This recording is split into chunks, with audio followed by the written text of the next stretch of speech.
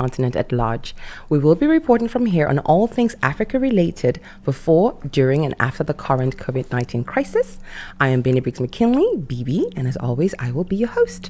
Now, before we start the show today, here is the news. You are listening to Jambo Radio across Scotland. This is Jambo Radio News.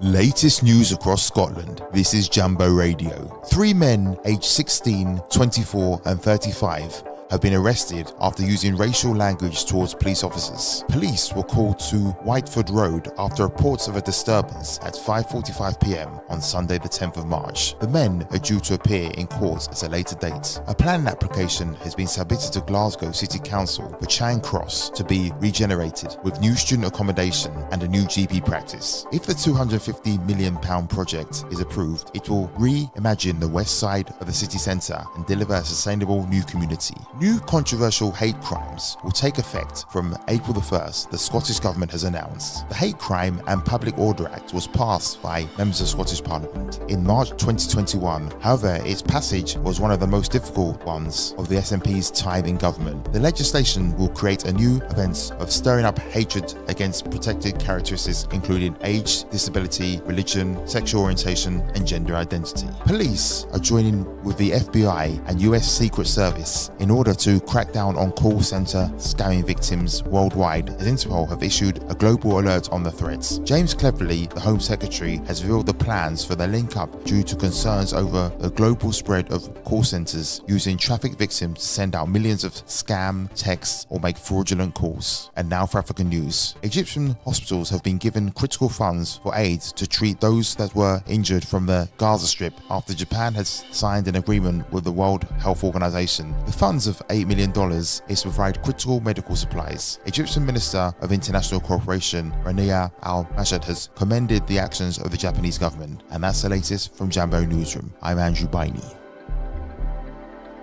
Need security? Call Alpha One Plus Limited, a strategic security resourcing platform that connects you with licensed security personnel. We cater for our clients' security needs, from manned guarding, door supervision, event security, all the way up to close personal protection.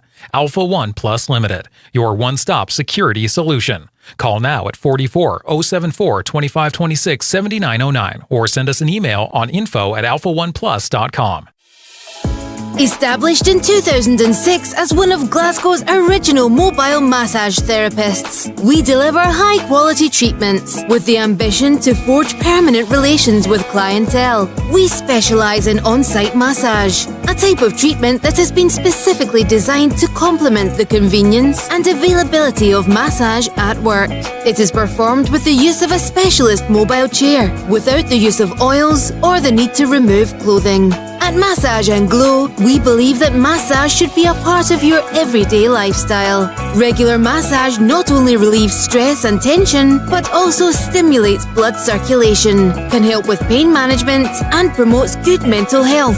A must for your busy schedule. Various holistic therapies available. Contact us now on 07530 905 152 for your mobile massage therapist. You are listening to Jambo Radio on 87.9 FM in Renfrewshire and Glasgow.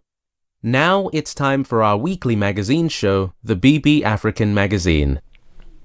Welcome to BB's African News Magazine show on Jambo Radio Scotland, where we bring you the good news and talk to the people leading positive change relevant to the Scottish African diaspora, the African diaspora in the UK and beyond. I'm George Ta, sitting in for BB. On the show this morning, we talk in culture, entrepreneurship, female hair and racism. So stay tuned.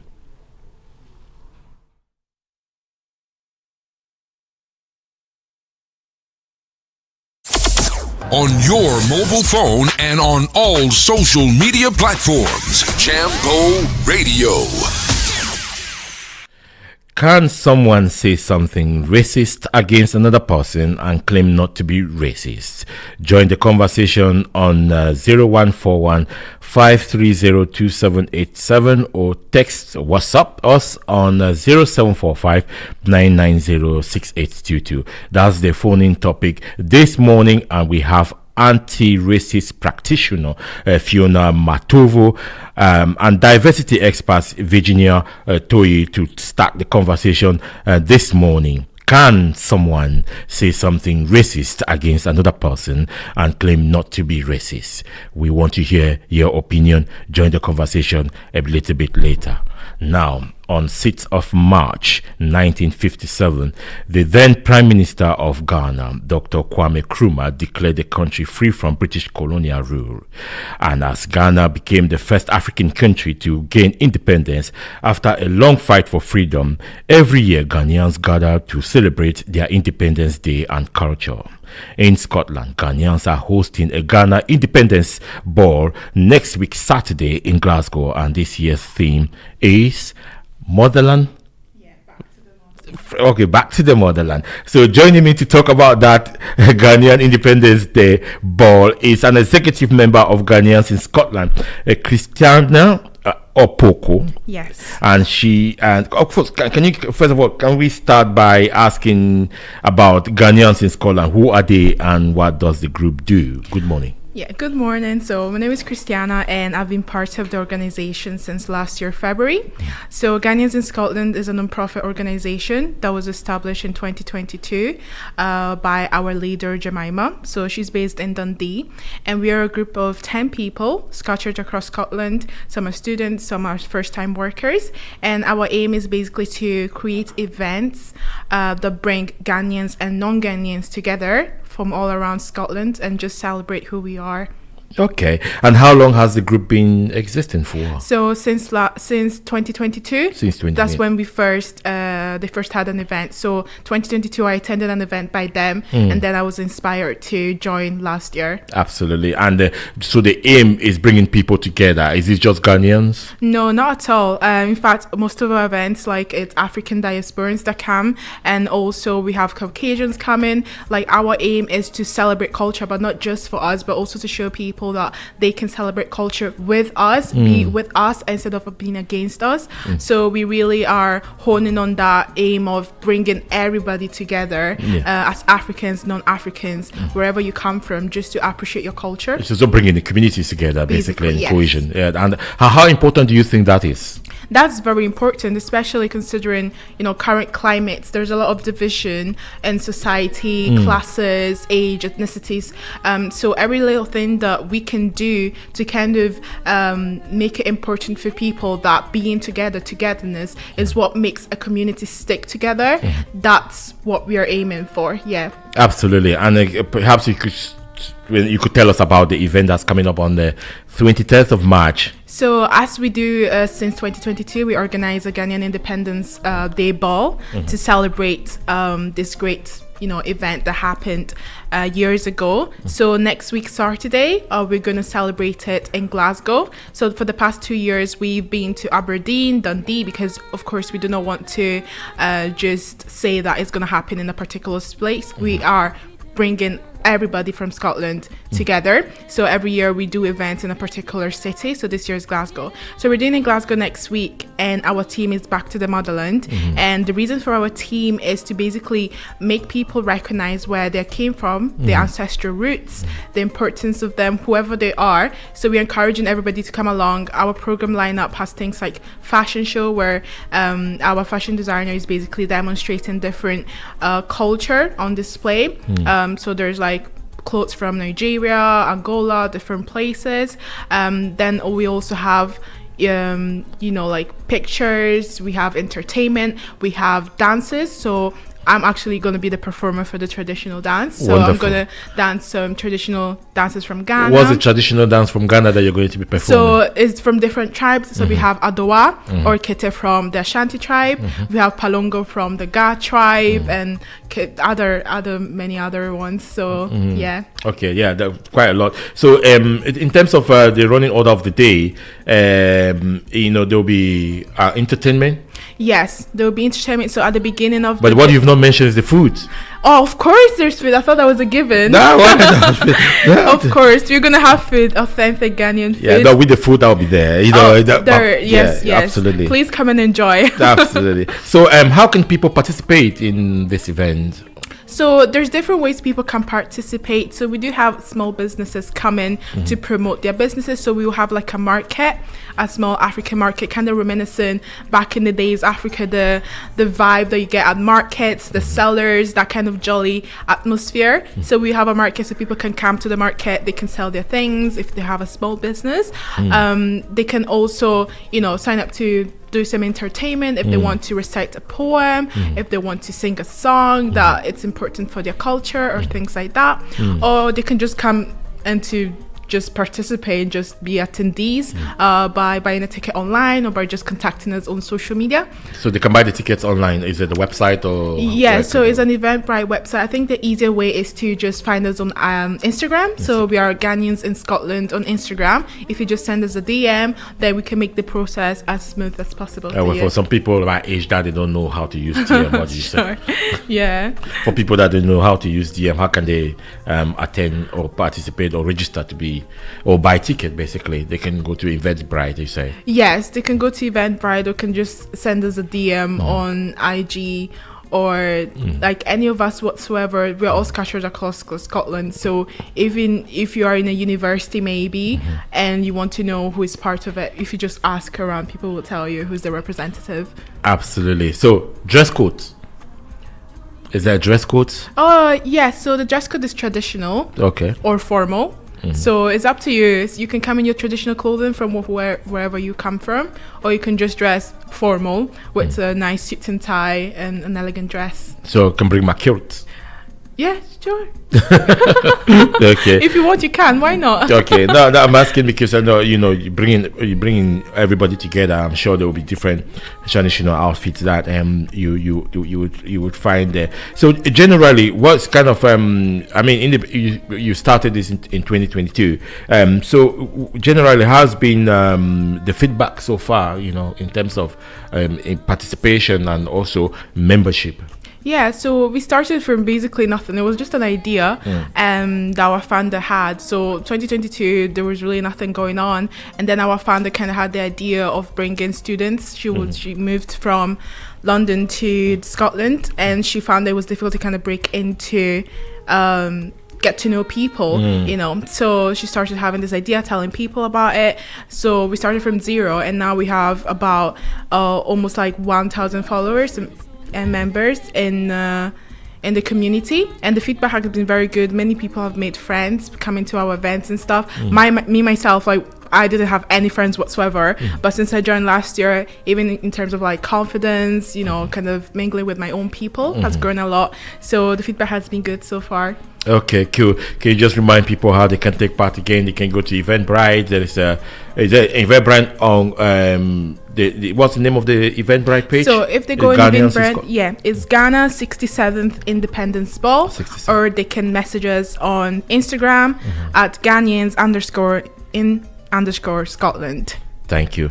Christiana Opoko, thank you for coming to Jambo Radio Studio this morning to talk about the event. Thank you. Wishing you the best and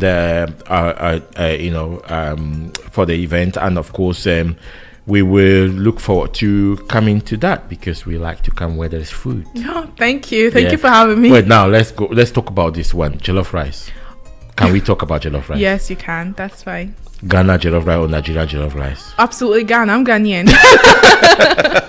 I cannot betray my own people. You cannot betray your own people. Okay. By the way, the producer is Nigerian, so if he's not happy with you, he's gonna call your microphone off.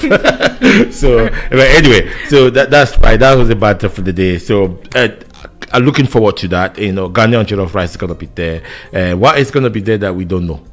In terms of food, actually. In terms of food, so they're going to be, one of our market stallers have Ghanaian snacks. They have also drinks as well, such as sobolo. Okay, what's Ghanaian snacks like? Is it plantain chips? Like plantain chips, those small like finger foods that you get like at parties. Yeah. Okay. There's many different ones. Some ones, they're so traditional that I don't even know the name of them. But she's going to have them on display as well. No kenke?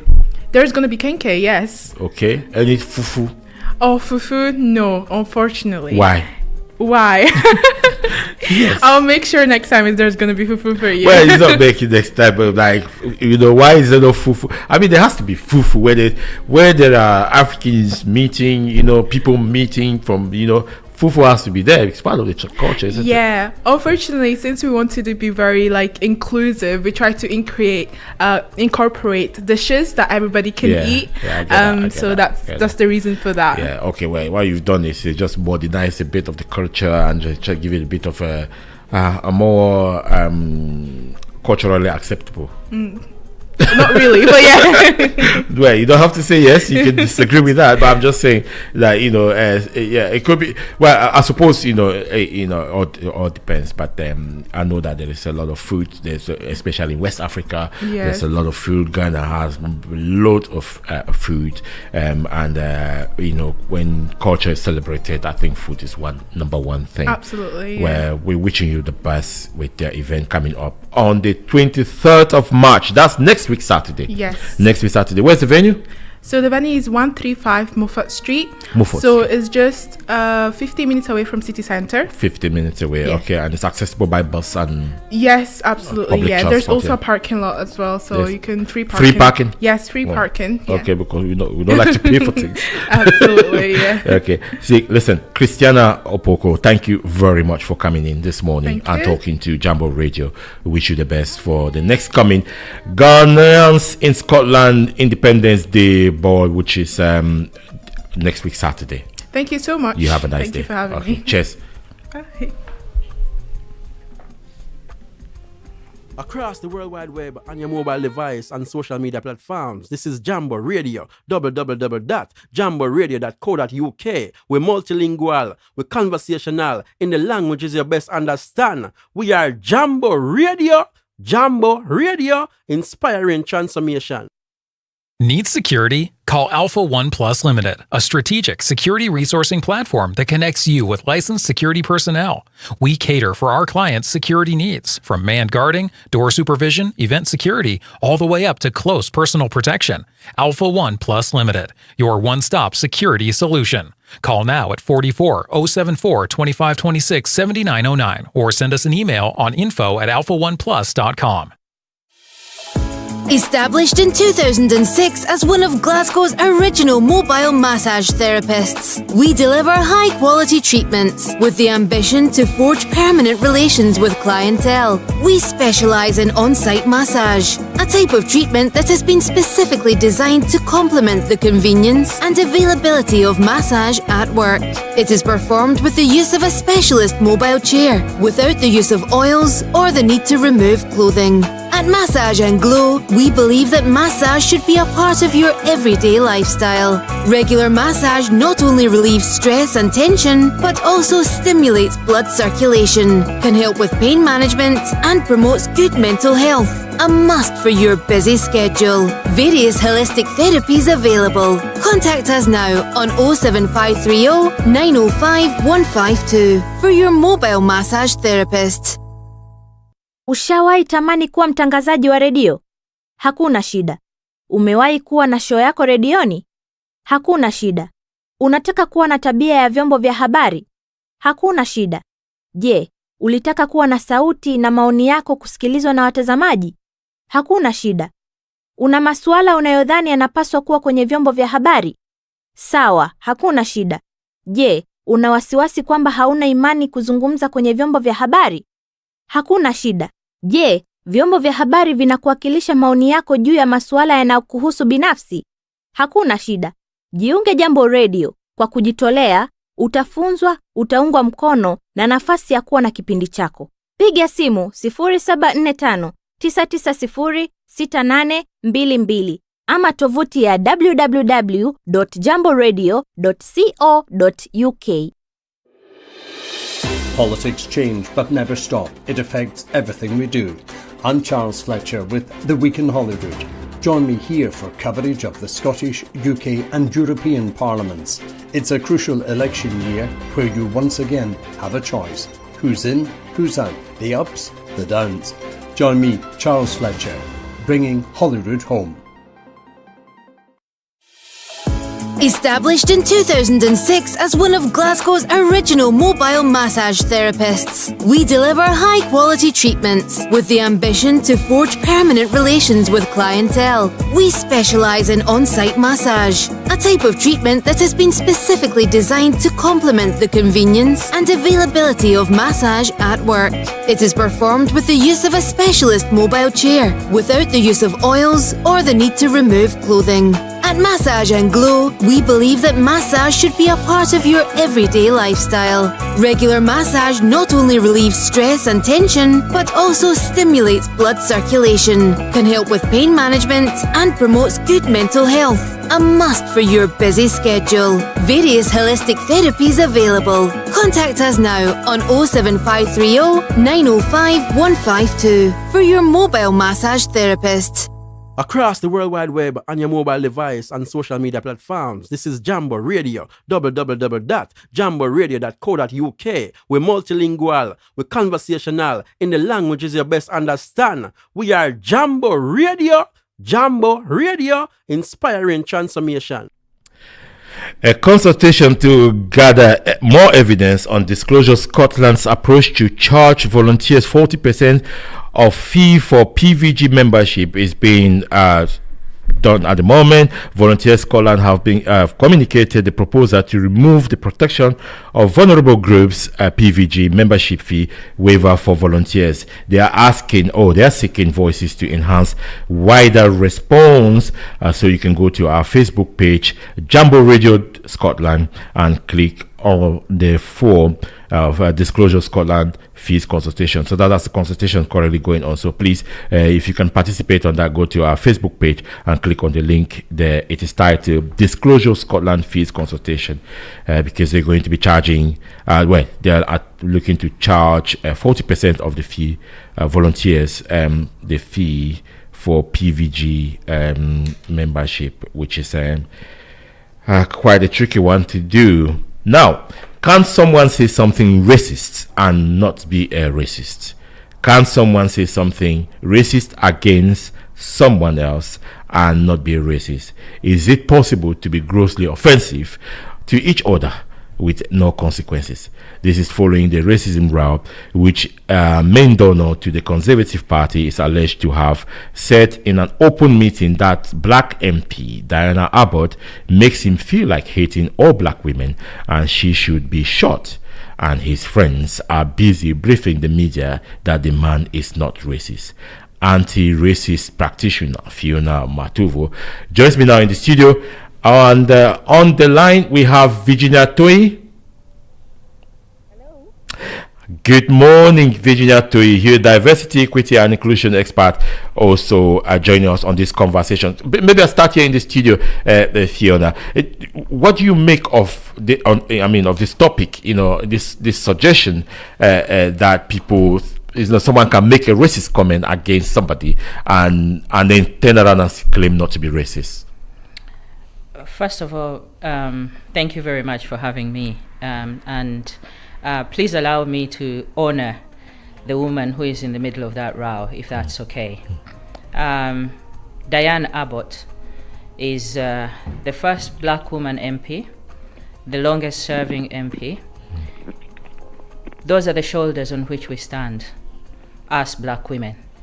And for her to be referred to in that way, what message are we sending to other women, other young women that are looking for exactly those same opportunities to represent us and to serve our society?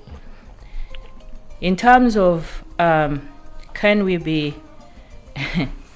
say racist things and not be racist?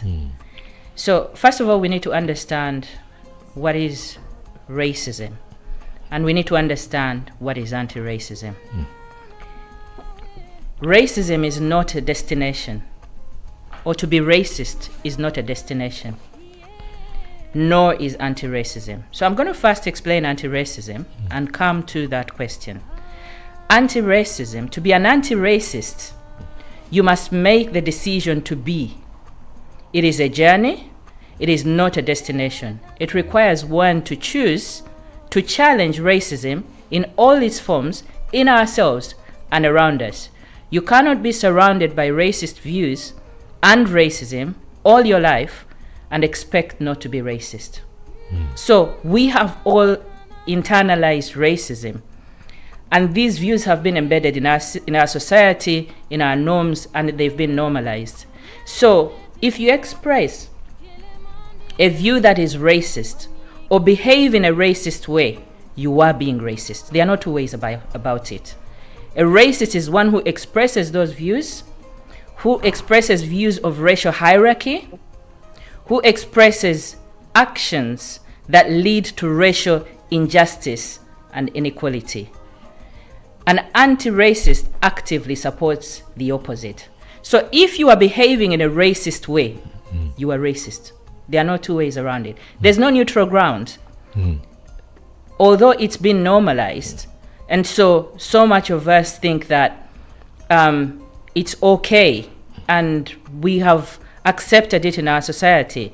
And one of the thinkers around anti-racism, Ibram Kendi, writes about this, and he says, we all have been programmed to respond to human difference with fear and loathing, to handle that difference in three ways: either to ignore it, or if it's not possible, copy the dominant culture, and if we think it is subordinate, we destroy it. So the question is, was he destroying? Was he promoting something that will cause inequality and injustice? If you're doing that, you're racist. Okay. And you mentioned something there that we all, perhaps in a way, kind of embedded in kind of racism culture, the culture of racism. Is it clearly black and white, or is it the fact that those are some of the prejudices that are hidden within human, but until you express them?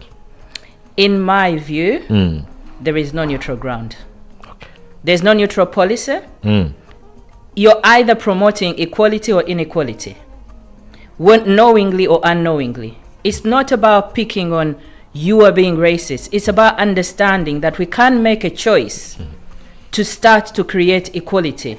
We can make a choice to be anti-racist. Until we do that, it's highly unlikely that the actions you take will be anti-racist. So for me, it's not about black and white in the sense that you are a racist and I'm not.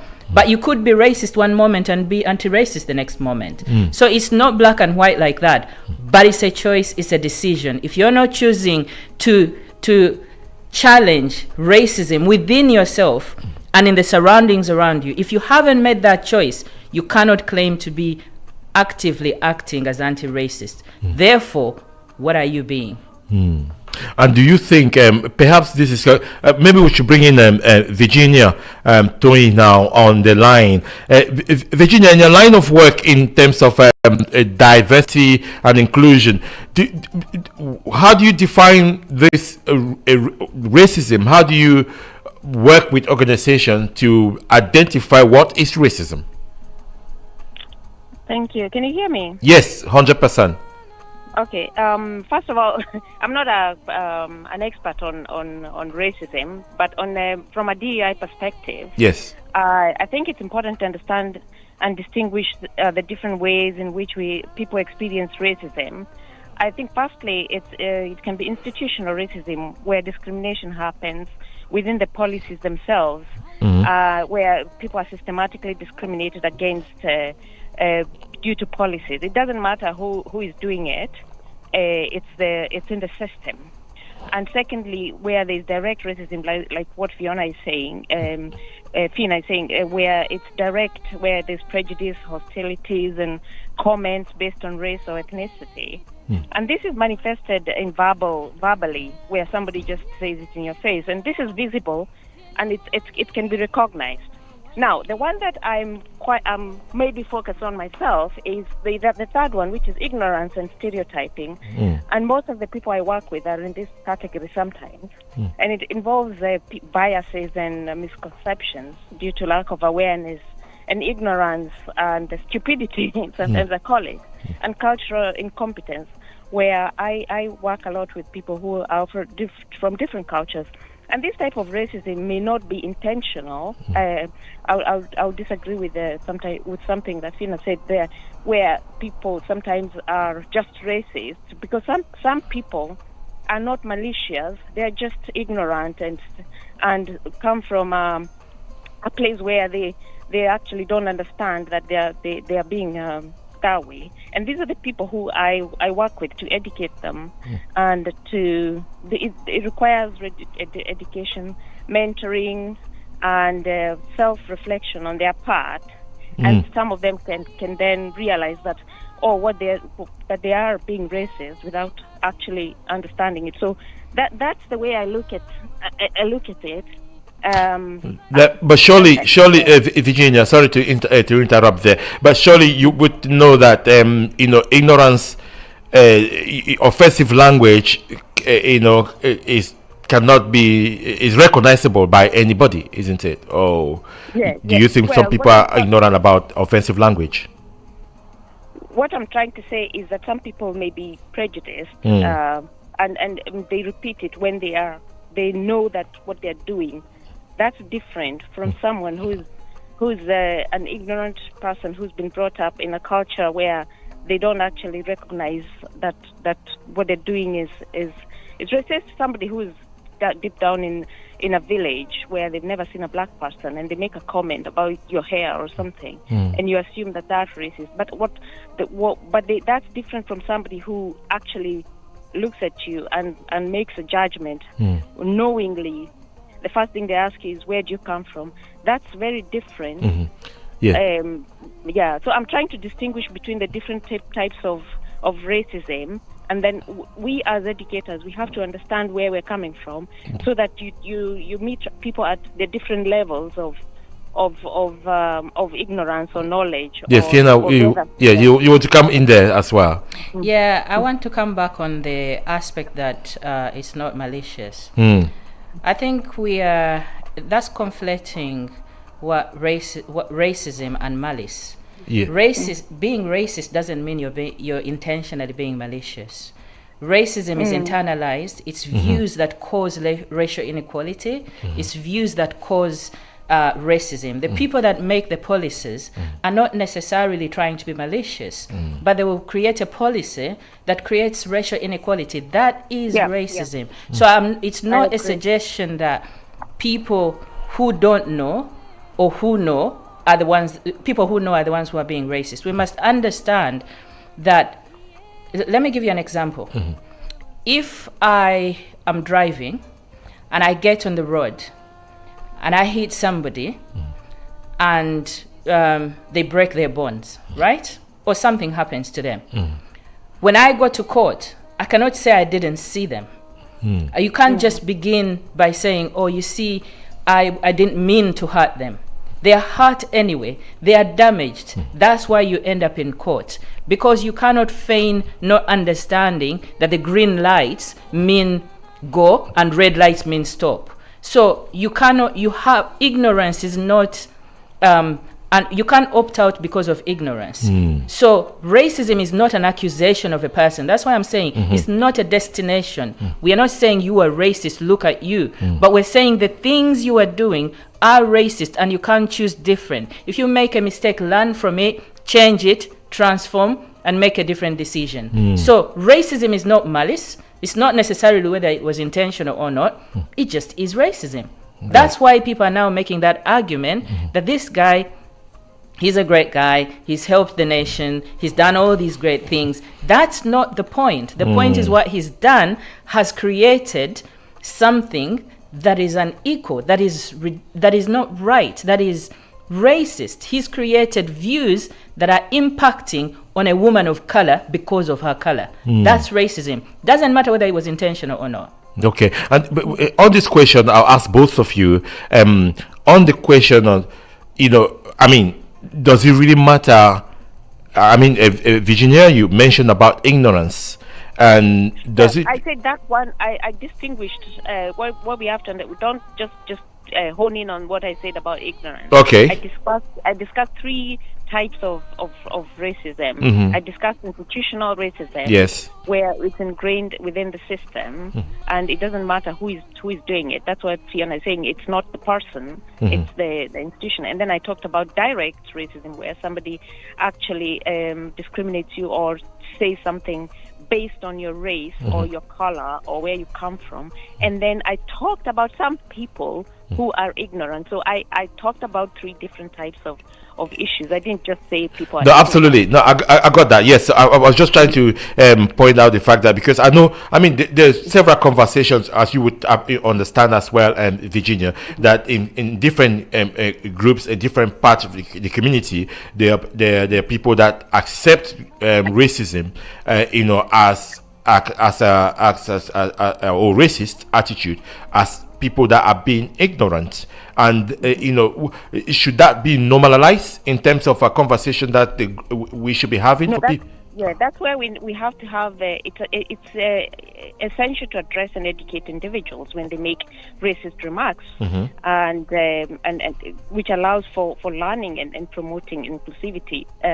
However, when people repeat patterns of racist behavior or refuse to acknowledge and rectify their harmful language, and that can indicate an underlying racial bias or prejudice. So some people grow up in environments where racist attitudes are normalized, not challenged.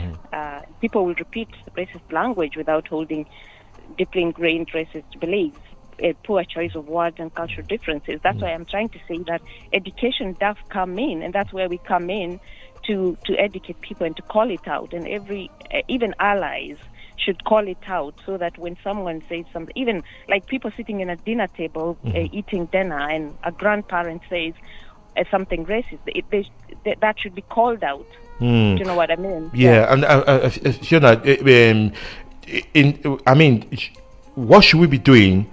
What should the community be aware of? Where do we draw the lines of where this is grossly racism, or where this is ignorance? And the specific case about the specific case we're talking about, it's not what I'm talking about. Ignorance. Yes, I get that, Virginia. So I was just asking Fiona in the studio, what do we need to do? Because some people in our community do face racism, and sometimes they can accept it as ignorance, or they can they can find it very offensive and react, perhaps negatively or whatever. I don't know which way they can react. It could go either way. And then what should we consider? Where do people in our community, and let's face it, most of us do face that every day in our lives. We can either ignore it, or we can accept it and then move on, and which is what has been suggested to Diana Abbott, that she should move on. Yeah. What do you make of that? I think this is where it becomes really important to talk about anti-racism. I think it is important that we have conversations around diversity, inclusion, all those things, and also really important that we start to speak about anti-racism in the nature of what it means. So in terms of ignorance, obviously we will be ignorant. We've all internalized it. It's in our policies. It's in, like Virginia said, racism presents itself in 4 ways. It presents itself institutionally, where an institution refuses to acknowledge racism and to address it equitably. It presents itself culturally, where the culture is racist, and therefore when racism is presented, sometimes it will be seen as banter. It presents itself within our individuals, where somebody blatantly says something that is racist. And it does present itself in the systems where we see policies that have been formed structurally, and therefore we can't challenge that policy because that's how it is in all those forms. So what we need to do is address racism. Somebody put it really well and said, one of the thinkers said that it is like Newton's first law of motion, where if you don't meet it with the equal opposing equal opposing force. It will continue in motion. So to challenge racism, we must now start to look at anti-racism. We must educate ourselves, and if somebody is ignorant, that's not a problem, because many of us will not know even the things that we do. Even we black people have internalized it, and we end up accepting it. We end up thinking that it's normal. Even in our cultures, there are things that we do, things that when I think about it, I think, how could we do that to ourselves? Even sometimes we present it over each other, where we treat somebody else as less because of things we've internalized, such as if they don't speak English that well, we think that they are not as intelligent. Things like that. So we need to educate ourselves, and we mustn't accept ignorance as a cop-out. We must educate ourselves when we find ignorance everywhere it presents itself. And if people get to a stage where we acknowledge that racism is in everyday life, in our experiences, then we can start to have a conversation about anti-racism. Our work focuses on training on anti-racism. But when we are doing that training, we must center the realities of those who experience racism. The challenge and the danger is that sometimes when we are doing this training, we are presenting the realities of the privileged who do not even experience racism. And we almost speak for them sometimes. We almost agree with them when that shouldn't be the case. And I'm not trying to kind of say that if they're ignorant, therefore let's do whatever to them. But I'm saying we cannot agree with what we know that is not right and is causing inequality. We cannot agree with the privileged who do not experience racism and continue to perpetuate racism because we see it as the dominant culture or because we've internalized it. We must start to challenge in every shape or form, individually, collectively, out with us, and in every way that we can. Yeah, and you mentioned the work that you do as part of Bridal and Right, Radiant and Bridal. I called it the other way around. Sorry, forgive my memory is gone this morning. Actually, but anyway. So and Virginia, in terms of what you do, I think collectively there seems to be a movement to develop the knowledge of institutions, organizations. What about the people? Because Fiona just mentioned in there how we have internalized racism. So, I mean, by that, black people have internalized racism, which means we accept certain things, even if they are racist. That's a different topic. That's a different topic. Okay, I know, Virginia. I know you're being very careful there, because as a seasoned professional, you don't want to respond to anything that is going to compromise your professional position. In terms of my work, I've been working in institutions where my work is mainly to educate and to have racial justice awareness, and that's what I've been doing, and also creating allies, because we cannot do this alone. We cannot. I don't shout from the outside. I try and work from the inside, so that the people are aware. Like I did a training of 100 facilitated training for 300 employees in where I used to work. I won't mention who, but just for racial awareness, and that's the way. That's what I believe that we should be doing, and then creating allies within institutions, so that everybody is working towards educating and calling out racism. Fiona, do you think we need allies more, or? First and foremost, I have to say, V and I know each other. Okay. And full disclosure. There you go. Yes, and I appreciate the work that she's doing. So it's really necessary, and it's important to do that work. However, I think what we need to understand is this learning is a journey. Okay, so 17 years ago, I never even spoke about race. I didn't even know to talk about it. Completely never said anything. I lived in London for 10 years. I experienced racism, and I didn't see it as a thing. So there is. Do you think you accepted it? Yeah, I accepted it. In fact, I'd internalized it to the extent that I thought it was normal. And I remember having a friend that was really upset with one of our managers where I used to work. She understood racism better than I did, but I didn't know what it was.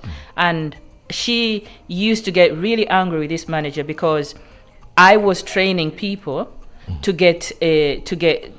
become supervisors, and I was never becoming the supervisor. And she was upset about it. I didn't know why she was upset. I had a job and I was happy. So I think that we are all on a journey, and the more we learn, the more we can challenge. I must say that what V is saying about allyship, first of all, I don't agree with the term allyship, and that's not to do with individuals, it's just me. In what I have learned, this is not about allyship. This is about you and I working towards the same goal. We must all have the same vision. If you're saying you're an ally, who are you an ally to? To yourself? Are we not all the same society trying to challenge the same issues? So in some ways, I've learned to challenge allyship the same way I've learned to challenge the word help. You are not helping me. We're helping each other. We're working to the same society. So, but that's something that obviously other people have a different view, and I appreciate that. However, what I want to say about the way in which we work, there is a general fear and concern that if you speak about anti-racism overtly, and that's true, that if you speak about it overtly, you're suggesting people are racist, and therefore people are scared. And therefore people are uncomfortable. But we must learn to be comfortable with the uncomfortable. In our trainings, we've trained over 800 people in different organizations. None of those people, except one person, and that was recently, that one person said, I disagree that there is racism. But not once have we left with people feeling like we pointed fingers at them. They always feel like, wow, this was actually very insightful, this was very educational, this was very helpful. And I think we must understand that if I'm speaking about inequality, I'm not pointing a finger at you. I'm saying we can do different. And the conversations should not be a one-off. They should be ongoing, because the more we learn, the more we unlearn. And therefore, it becomes, we've kind of allowed racism to be so normalized that it's easier to kind of have that conversation in a generic term, in concern about, people feeling like we're calling them out as racist. But we now have to learn to normalize anti-racism as a conversation, the same way we talk about anti-poverty. If you're talking about anti-poverty, people are not going to say you're calling me, you're saying that I'm doing something because I'm rich. So when I'm talking about anti-racism, I'm not saying you're racist. I'm saying let's do something about it in society. Wonderful. I think yes. Come. You want to come in there, Virginia? Yes. Let's give you the last. Yeah, I need to go, but before I go, I think with Fiona is what Fiona is saying. It's all a journey, because I've attended a few sessions where even there was one recently with Professor Jeff Palmer, and he was trying to explain that racism is the race is a social concept. It's a social construct. We're all one race anyway. We're not genetically. We're not different. It's just it's a construct of society. So it's deconstructing that ratio, kind of the fact that we are different races when we are not, and it's a difficult subject. And I've been in some Fiona's sessions, and she's very good at talking about anti-racism, which is great, because we have to think about anti-racism rather than thinking about racial awareness. So. I'm just. So what? Sorry. So we have to talk about anti-racism, not just about racial awareness. What's the difference? Sorry. Fiona. That's why I'm asking Fiona. No, I think they are interrelated, but I think racial. What V was talking about there in terms of racial justice. Yes, we are the same race. Yes, it is a social construct, and the challenge is that social constructs permeate and are embedded in our society and in our cultures. But we have to understand the history of racism. Okay, so racism begins at a point when people, doctors even, start to say that black people are subhuman. They constructed that, they started to prove it biologically, and therefore that is what informed slave trade. Because it said, because we are subhuman, like animals basically, we can do all this donkey work, and they are superior, they don't, it's different. So to undo that requires deconstruction, and I completely agree with Virginia, that's true. And I think what we now need to continue to do is not just to educate ourselves on racism, but to educate ourselves on how to deconstruct racism and how to take action. What do I do? If you're a policymaker, start to review those policies. If you are involved within an organization, start to audit your organization. In what ways are you creating, unknowingly or knowingly, inequality? We are not the different races, but we're different ethnicities. And as different ethnicities, still we have managed to create superiority and assume others as inferior to us because of their color. So we cannot ignore the conversation, nor can we just have a conversation and leave it there. It's not just about creating an understanding that it's a social construct. It's going beyond that and deconstructing that. It takes time, and maybe people sometimes are uncomfortable or fearful or not sure that we can actually undo it. But if we can learn, we can unlearn. Okay. We can deconstruct. You can deconstruct. Virginia, thank you very much for joining us. I know you have to go because you're somewhere. Thank you for making the time to come on. I think she's gone already. That's fine. Now, Fiona, I think my last question will be, does the racism row, which is ongoing at the moment, highlight how deep racism is still alive in multicultural Britain? I think it is. I think the row just really highlights the challenges that we have. And again, I think the challenge is that we focus on the individual, but racism in this one instance presented itself in all four forms. We could see the person who said the words, and let's not take it lightly. When somebody says, you should be shot, and it makes me hate other black women, in this one person, we are able to see how they then generalized all black women because they felt hate towards that black woman. So first of all, we see the individual racism present itself. Then culturally, we see how people are actually saying, you know what, it's not such a problem, it's just something, he just did something wrong. Well, what's wrong with it? If you're not agreeing that it's racism, what is wrong with what he said? What makes it, they're saying it's rude, what makes it rude?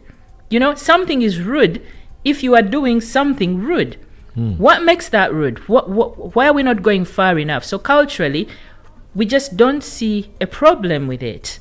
Institutionally, they failed to deal with it for days. They did not say anything about it. Of course. And there is... That's been the UK government. Exactly. They did nothing about it. They didn't seek to do anything about it until people started to make more noise about it. Even worse, when she stood up, this incensed me. Diane Abbott stood up 46 times in Parliament to speak for herself. And they are speaking about her without her. It's like having the accused in the court and then not allowing them to speak. Exactly. Her voice is muted. This is what racism or the victim, does. Yeah. Exactly. They case. mute our voices. We get muted.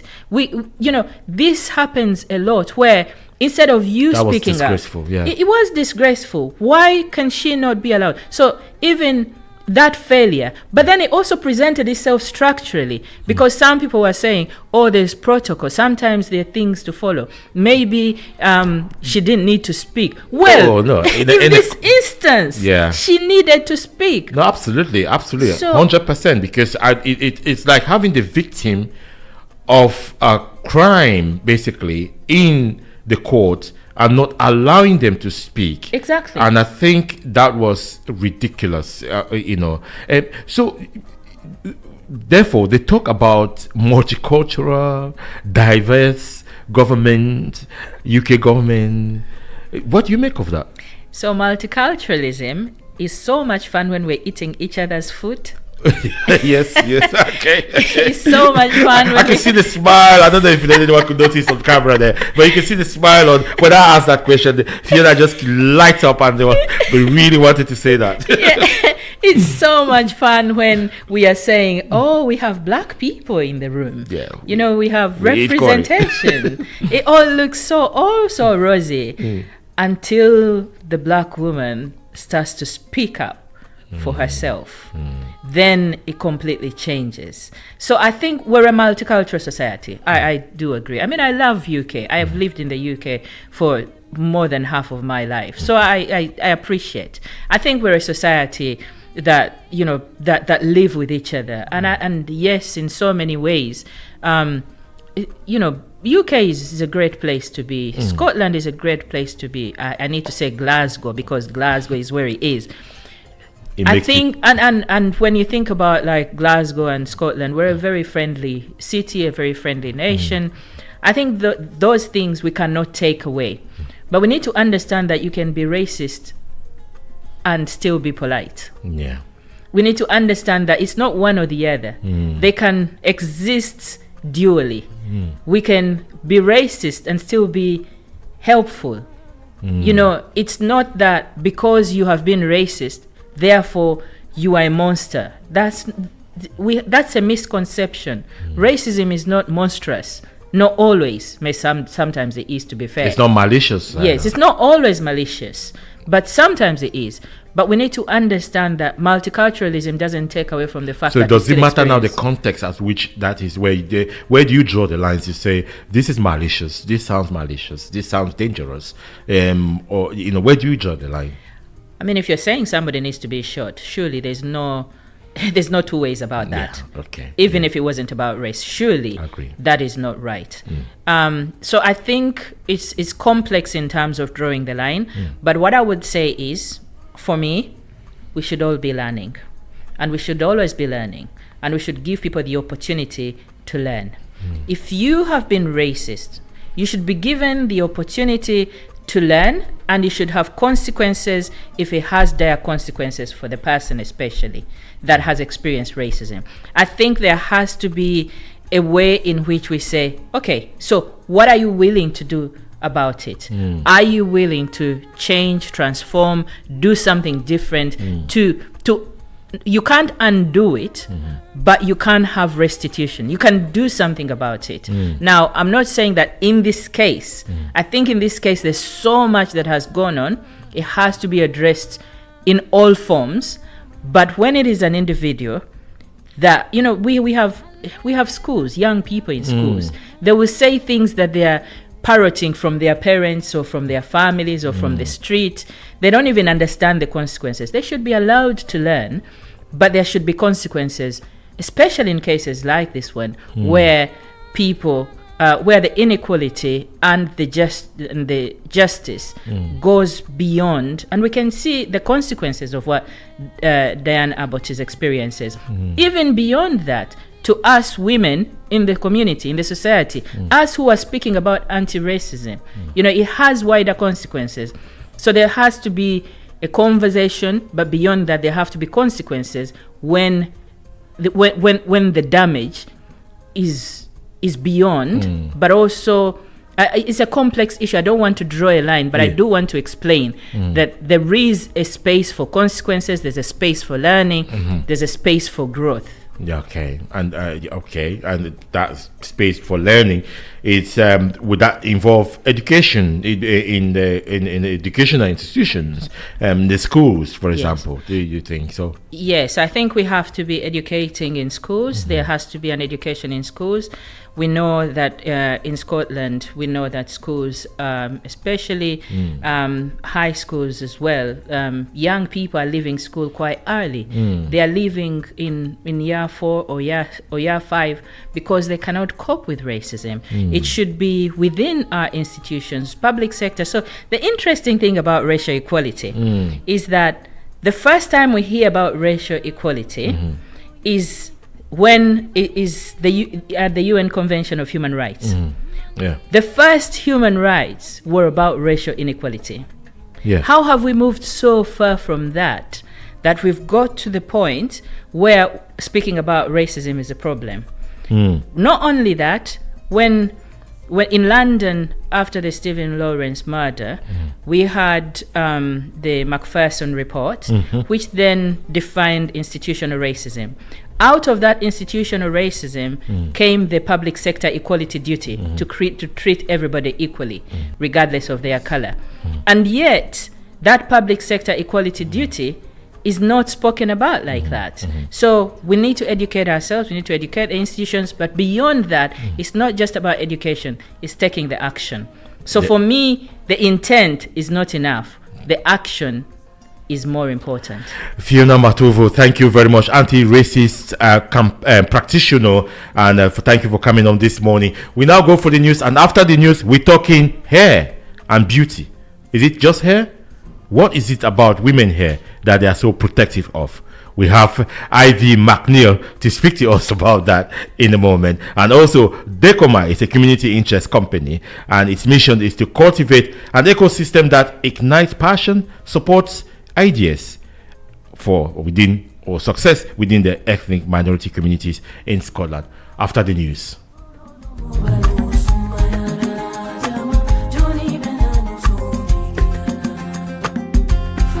Across the World Wide Web, on your mobile device and social media platforms, this is Jambo Radio, www.jamboradio.co.uk. We're multilingual, we're conversational, in the languages you best understand. We are Jambo Radio, inspiring transformation.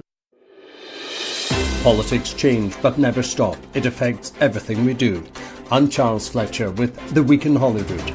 Join me here for coverage of the Scottish, UK and European Parliaments. It's a crucial election year where you once again have a choice. Who's in, who's out, the ups, the downs. Join me, Charles Fletcher, bringing Holyrood home. Need security? Call Alpha One Plus Limited, a strategic security resourcing platform that connects you with licensed security personnel. We cater for our clients' security needs, from manned guarding, door supervision, event security, all the way up to close personal protection.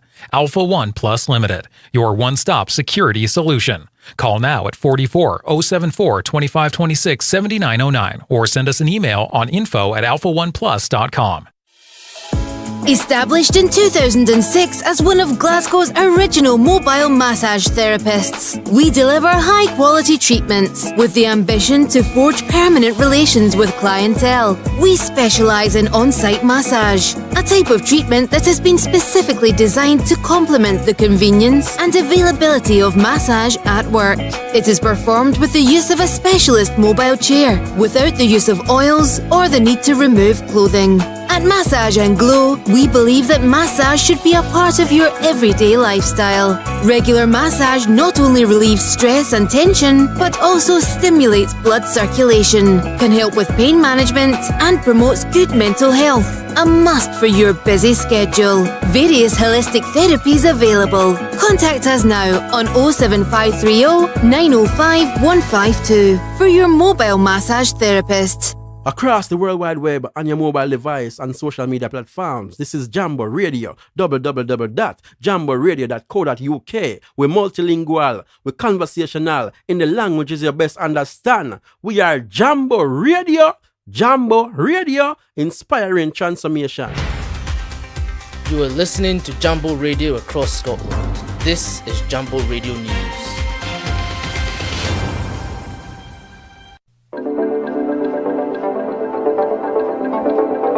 Latest news across Scotland. This is Jambo Radio. 3 men aged 16, 24 and 35 have been arrested after using racial language towards police officers. Police were called to Whiteford Road after reports of a disturbance at 5:45 p.m. on Sunday the 10th of March. The men are due to appear in court at a later date. A planning application has been submitted to Glasgow City Council for Charing Cross to be regenerated with new student accommodation and a new GP practice. If the £250 million project is approved, it will reimagine the west side of the city centre and deliver a sustainable new community. New controversial hate crimes will take effect from April the 1st, the Scottish Government has announced. The Hate Crime and Public Order Act was passed by members of Scottish Parliament in March 2021. However, its passage was one of the most difficult ones of the SNP's time in government. The legislation will create a new offence of stirring up hatred against protected characteristics including age, disability, religion, sexual orientation and gender identity. Police are joining with the FBI and US Secret Service in order to crack down on call centre scamming victims worldwide, as Interpol have issued a global alert on the threats. James Cleverly, the Home Secretary, has revealed the plans for the link-up due to concerns over the global spread of call centres using trafficked victims to send out millions of scam, texts or make fraudulent calls. And now for African news. Egyptian hospitals have been given critical funds for aid to treat those that were injured from the Gaza Strip after Japan has signed an agreement with the World Health Organization. The funds of $8 million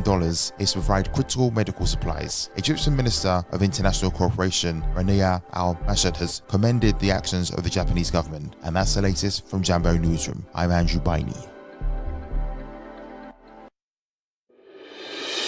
Politics change but never stop. It affects everything we do. I'm Charles Fletcher with The Week in Holyrood. Join me here for coverage of the Scottish, UK and European Parliaments. It's a crucial election year where you once again have a choice. Who's in, who's out, the ups, the downs. Join me, Charles Fletcher, bringing Holyrood home. Across the World Wide Web on your mobile device and social media platforms, this is Jambo Radio, www.jamboradio.co.uk. We're multilingual, we're conversational, in the languages you best understand. We are Jambo Radio, inspiring transformation. And we continue the conversation. If you want to join the conversation that we were having earlier, can someone say something racist and claim not to be racist? Is it possible to be grossly offensive to each other with no consequences? Phone the number is 0141 530 2787, and you can text or WhatsApp us on the number 0745 990622. That's the WhatsApp number. Can someone say something racist and claim not to be a racist? Or should we? Or is it possible that we are grossly offensive to each other with no consequences? Surely there should be consequences. Now, we're talking about women hair. Okay, I know. Yes, you're probably asking, why are you talking about women hair? Are you a woman? No, there's a very interesting part. Hair Dreams is a social enterprise based in Glasgow. Now, the story behind that is Ivy McNeil, and she joins me now in the studio. Good morning. Good morning, George. Good morning to the Jambo Radio audience. And thank you very much for coming. I mean, what is it about women hair that women are so protective of? Let's start with that. Okay, can I just say that is such a loaded question. What are we protective of? What are we not protective of? First of all, Afrocentric hairstyling is my speciality. Afrocentric hairstyling should be protected because it's about black women's hair. Who knows more about black women's hair than black women? So it's important that we control the narrative about how people speak, how it's perceived. There is no one style fits all. We are protective of how our story is told when it comes to hair so that it's not misrepresented. And of course, let's just go back a bit to the Hair Dreams, which you started. Tell us about that, and what's your mission? What's the mission, basically? So our mission was to connect women of colour in Scotland and in Glasgow in a safe and inclusive space. Our mission's always been to provide economical economic opportunities through hair retail whilst fostering a supportive community that celebrates diversity, empowers individuals to embrace their unique hair journeys and experiences. We do this through training, through workshops, through community groups, through salon services, and generally just looking after the diverse community that forms Glasgow, especially the black community within Glasgow and within Scotland, because there's not a lot of people that are interested, even though the black pound dominates the hair and beauty industry.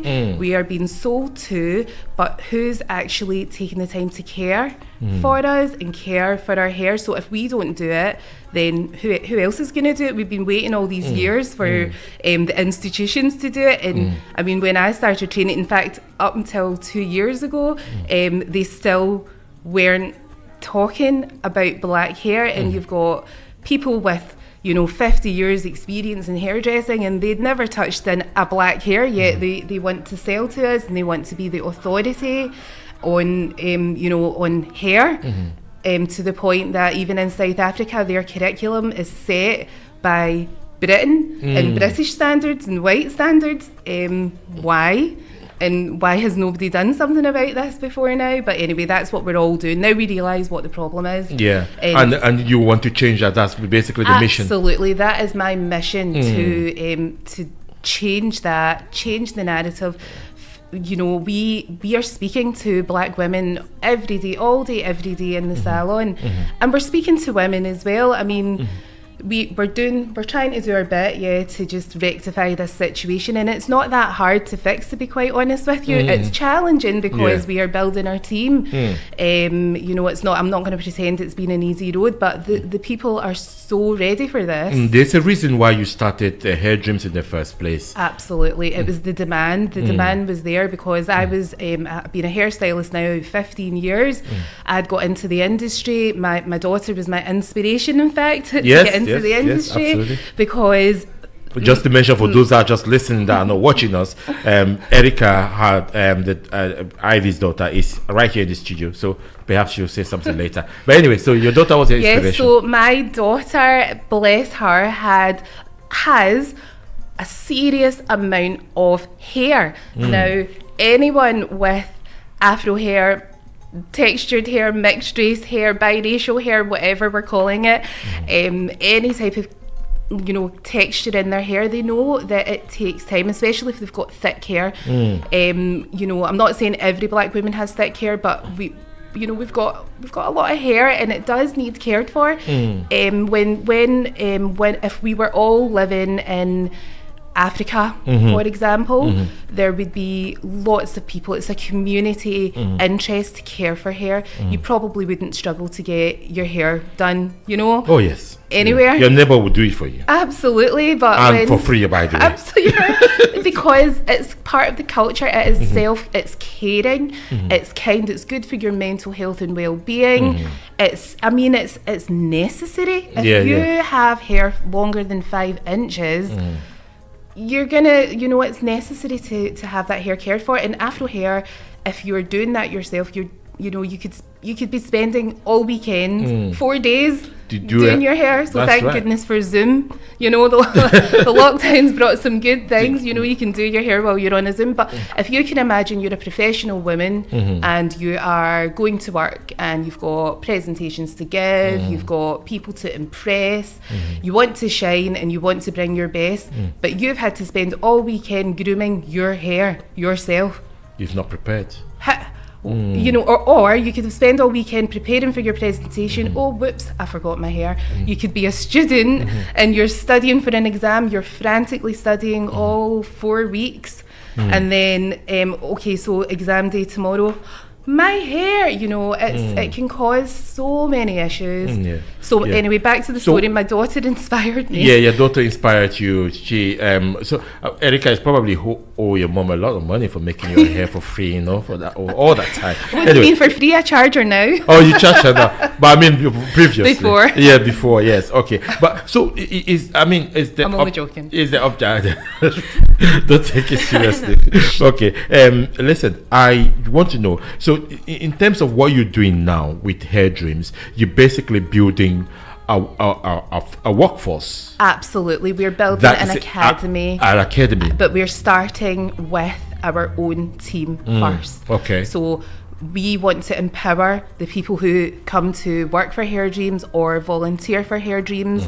We want to empower our community so that they can take the realm, take the lead. Yeah. You know, we want to give them the skill sets that they should be taught to prepare them and equip them for success. And the more people we have that are doing this, the lesser the problem of people not being ready to go and do their presentation if they're professional, or those students that are busy studying and then their hair is all over the place. There's another worry.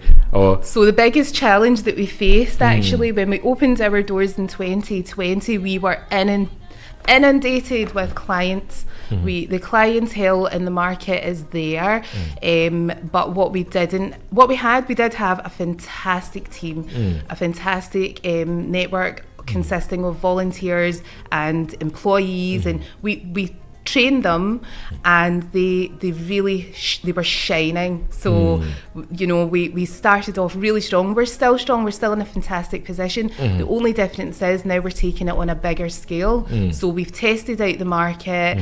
The demand for hair care is still huge. I mean, every day I'm trying to book in. I want to book in, you know, this is the issue. But so we're trying to get our team ready. So that's our focus.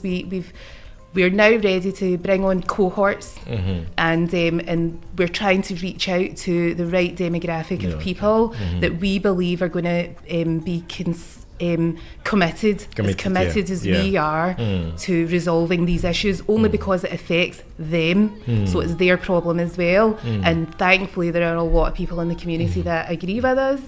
How long does it take for someone to be ready? 12 weeks. We've created a 12-week boot camp. It's an intense boot camp. Okay. So we have extended it to 6 months just to ensure that, you know, people that miss out on certain modules can jump back in, and you know, we're there to support people, and we've got an online training program as well. So we cover it. How it works is we do 16 hours a week, where 10 of those hours is classroom led and salon led. So they will get on the floor salon experience. So they get to actually meet and engage with their clients. They get to build their portfolios. They get to build their client base, their relationships, their social skills, their IT skills. We teach them about entrepreneurship, how to promote themselves. We teach them salon etiquette, health and hygiene, absolutely everything that you need to know, as well as 12 protective styling techniques. Yeah. So maybe this will be for Erica, you that have benefited from you are the inspiration behind this movement. Should I call it movement? It's a movement, and she's also my apprentice and my assistant. Absolutely great. That's wonderful. So what's your experience on, you know, in terms of this, you know, from your own hair that basically, you know, brought this initiative, and what do you think is happening now? Are you benefiting a lot? Do you see the potential, the prospect of this academy and all the work that you people do at the Hair Dreams? Do you see the prospect of that in the future? How will help people with the kind of hair that you have? I definitely see a future with it. I think in the past, when hair used to be a really touchy subject for me, I think, being a kid with so much hair, and even though I had a mum who was a hairdresser who could do it, mum's busy and her work is hair, so she can't always sit and do my hair, so I would go to other salons, maybe other people, and sometimes it was like quite the traumatizing experience. So with my mum being a hairdresser, when people asked me, so do you see yourself in this business? Because when I was younger, I pretty much lived in our hair salon. Like whenever anyone went in, I was there. Like so I was always around people getting their hair done. Everyone went, do you see yourself doing this? Do you want to do something with hair? And my answer was always no. I was like, no, why would I? Hair, I don't even want to think about hair. Hair is like it was the most stressful thing in my life. But this is a little kid. Yeah, of course. Hair shouldn't be that stressful, but to me it just was. And it was only until the venture probably of Hair Dreams, and I started to really learn how to take care of my own hair, how to take care of others, how to take care of my own mum's hair. Now she's my hairdresser. Yeah, that Wow. I started to embrace it and really understand the beauty of it. Yeah. And now it's something that I actually could see myself doing, and I do it. I work in the salon now. Yeah. She volunteers. Well, yeah, Yeah, and it's that's something that I absolutely great, enjoy, yeah, and I love so much, and I love to teach other You've people. got a legacy there, you see. There you go. You've got a legacy. No, so that's wonderful. But it's interesting because I know when you transited from your IT, and I spoke to you. That's ages ago. Yes. But I know when you transited from that. So that transition, I know it's 15 years now that you've done that transition happened, and you are right now. From the way you're talking, you can see that you're in a very, very happy place because you found a solution for a problem that you have faced and your child was facing as well, and then you finally found a solution. Is that what keeps you awake? Or is it making money? Oh. It's keeping me awake. It keeps me alive when I am, tired. I'm dreaming about hair dreams, and I'm reading the beautiful reviews that we receive and the testimonies, and I'm reading the messages from people who reach out to us, who tell us their stories and why they are looking for help from us. It's like I've given birth to my third child, and I am protective of it because it's changing lives. It really is, and I'm so happy that I set it up as a social enterprise because it helps to keep me focused on what we came to do. Actually, Yeah, absolutely, and obviously it's about impact. So the impact is everything. Absolutely. I think I'll ask. I'll start with Erika on this question. I'll ask your mom the same question. It would be: what is it about hair that for women? For girls, what is it about hair? What do you think? I'm trying crowning glory. I'm not asking you. Erika. I think if you look, say at any other group of people, hair is something that they use to express themselves, especially girls. I think growing up, you go through all these phases, you see fashion and you want to express yourself, and a good way to do that is through your hair. And unfortunately, a lot of black women, mixed women in Scotland, can't do that because we can't, we don't know how to do our own hair if we don't have the training, and our parents might not have family, and we can't, unlike others, just go into a salon and say, do this, do the latest trend, do this and that. So it's a big part. I think I definitely, when I had my mum do my hair, it was like if I wanted to express myself, maybe with braids, a few highlights, maybe a colour change, I could, whereas I know other people couldn't, and it's a shame because I think for a kid your imagination's so big, and sometimes you want to have changes like that. And now you're in that space to be able to make the change. Wonderful, great, Erika, well done. So Ivy, you tell me, is beauty in the hair or the eye? It's in both. Okay. It's in the mind, it's in the heart, it's in the soul. Okay. So if I were to answer the question that you just posed to Erika, yes. So I think hair, there's a saying that hair is your crowning glory, a woman's crowning glory. So it's all about perception, how you are perceived. So like it or not, we are perceived sometimes so superficially, and it is unfair. And we make sure that we never judge people just on the facade. I've raised my children to make sure that they get to know people and never, this is like the issues that you've been discussing, about racism and just being mistreated, mishandled because of a perception that's being created. So it's we have clients that they want to, first of all, right, so when you're talking about hair and a black woman's hair, you're talking about time, money, influence. There's even Mm. pain, suffering. Yeah. Because when I used to get my hair done, I suffered. It's painful as well, isn't it? It can be. And if the it's hair not itself done. is also expensive. Yeah. If it's not done professionally, it Mm. can be painful. If it's done professionally, it's the most therapeutic experience you will probably ever The experience. social benefit as well, I think, is something that you've mentioned in terms of your mission. The social benefit, just a woman might, maybe professional or a student Yes. might be going through some crisis, but the fact that she can come to the salon and spend some time then having a chat with somebody that while they're making their hair could be very therapeutic as well. Is that? Absolutely. I'll tell you an experience that I encountered. Mm. So although I was still a hairstylist, and I'd given birth to my son Archie, who's 6 now, and after I gave birth to him, I needed my hair doing, and the rest of the team were busy working and making money and just busy because they had to look after my clients in my absence. In the 6 weeks that I took off for maternity leave. So I don't recommend that.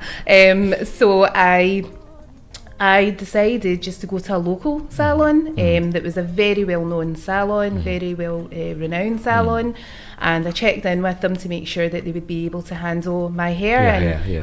I just had a C-section as well, so I couldn't really be like, I know my hair doesn't, I've got a lot of hair as well, so my daughter inherited it from me. Well, but for those watching, they can see that. I think for those that are watching on Facebook, and for those of you that will catch up on YouTube, you can see the hair that Ivy's talking about. Yes. Well, just to clarify, I'm also utilising a protective style, so I don't know what that means, but I'll pretend it at some point. So a lot of women who they've given birth, you're not going to be blow drying your hair for 4 hours, is how long it used to take me to blow dry my hair, by the way.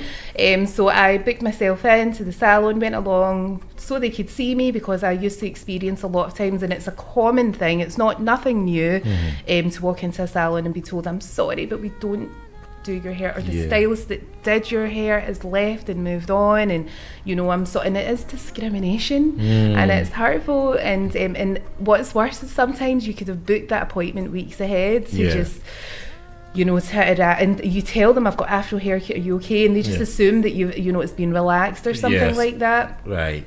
So my hair is natural. Erica's hair is natural as well. So when her hair is in wet in its natural form, it's very curly and it's big and it's it's beautiful. And but so protective styling, it takes time, which is money. It can be painful. So even your natural hair can be painful. So I'm very tender-headed. There's a whole group, there's lots of us out there that are tender-headed, which means that you really have to treat us with care. And this is the reason why a lot of black women have to shave their hair, because they just can't deal with the tenderness of. So as soon as your hair gets longer than 5 inches, it can be quite painful to comb that hair. So it's about getting treatment, and it's about finding someone who can help you to care for your hair. It's part of our community. It's in our blood, and the ladies that inspired me on this journey were my mum's friends who used to help do my hair. They weren't trying to be bad by helping do my hair. They were doing a beautiful thing. But unfortunately, because of lack of training, this is what we're trying to resolve. Professional touch wasn't there. Absolutely. So that was missing, although it was good for to maintain your hair and things like that. I'll be unfair to the listeners and audience of Jambo Radio if I don't ask you about hair extensions. Hair extensions is Brazilian hair, bone straight. What is that? So I take it you're referring to the women who wear weaves and wigs and wear straight hair. Somebody just asked me to ask you. Yeah, can I tell you, that is a wonderful protective style if it's done properly. So for a lot of women, the fashion and the culture right now is thick, long, luscious hair. It's face framing. This is why all women go to the hairdresser. So it's not just black women. Every culture has had access to personal grooming. Think about movie stars on TV. They have had access, but yet black movie stars, they're told we need to shave your hair off. Right. Just because the director or whoever it is doesn't, the head, the person that's responsible for hair and makeup perhaps, if they've not been taught on techniques, then they're gonna do what they need to do, aren't they? But it's unfair and it's traumatizing. You know. Wonderful. Yeah. I mean, you beautifully, you put it there really nicely. And I think my last question would be, I mean, just kind of a comment. You do a wonderful job with what you're doing, and and I know it's not an easy journey, and I know that for a fact. And but you've kept strong, so this is wonderful. And a good inspiration to this young girl here, the young girl, you see. And it's wonderful. I'm really glad to see that you've also kind of grown into it. So that's really good, because at some point you might have to make way, and then Erica will take over, and then maybe my daughter's hair will be done by Erica, and then that is the movement. That is the movement, isn't it? Absolutely. So wonderful job that you're doing there. So Hair Dreams, where is it found? How can people get in touch? So our website, the best place to connect is on the website. It's www.hairdreamsglasgow.com, and through the website you can connect to our Instagram, which is Hair Dreams Glasgow, CIC. Our Facebook is Hair Dreams Glasgow. And my mobile number is out there as well, so just you can message me. I'm open to talking to anybody, or the people who want to be involved. We've got lots of training coming up from the 23rd of April. We'd love to have a full house and a waiting list, because we're bringing on cohorts. Do you have numbers of cohort that you take each time? Yes, we're bringing on 12 every 3 months. 12 every 3 months, okay. Yes. And the training is 6 weeks. It's a 12-week boot camp, and then we bring them onto the salon floor, and we watch them flourish, and we continue to give them that support. And once they've completed their boot camp, they are invited, ideally they'll be invited to come into the business and help us to grow Hair Dreams, because we've got plans to expand.